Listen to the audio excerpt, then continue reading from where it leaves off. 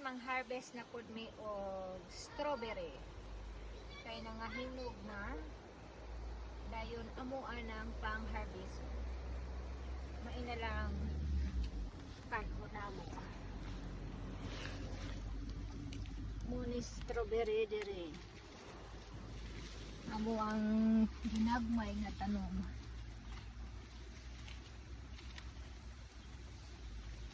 Pero ang uban ikaon na og mga mananat.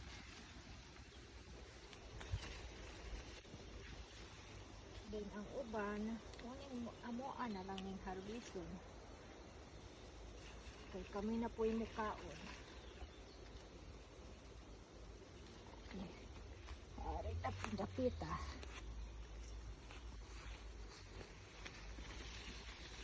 Pero among pangukadyangon kay nang amani sila sa ilalom kay nabugatan na ang punuan. Munang anaan na sila sa ilalom. Pero hinog na sila. Tamis na po sila.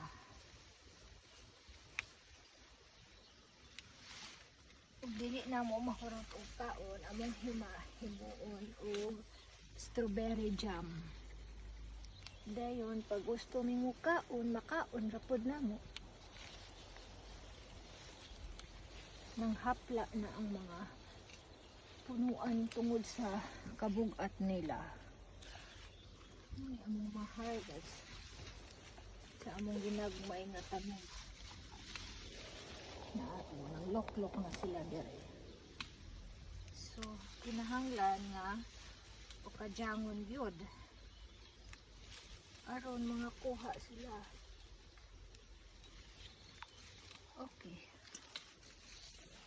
Ubay-ubay na po ni ani nakuha. Kada adlaw makakuha tag 2 ka kilo, tag 3. So, ug naay sobrang gikaon, di na madalag kaon, himuon og jam. Di okay ra po na. Okay na na.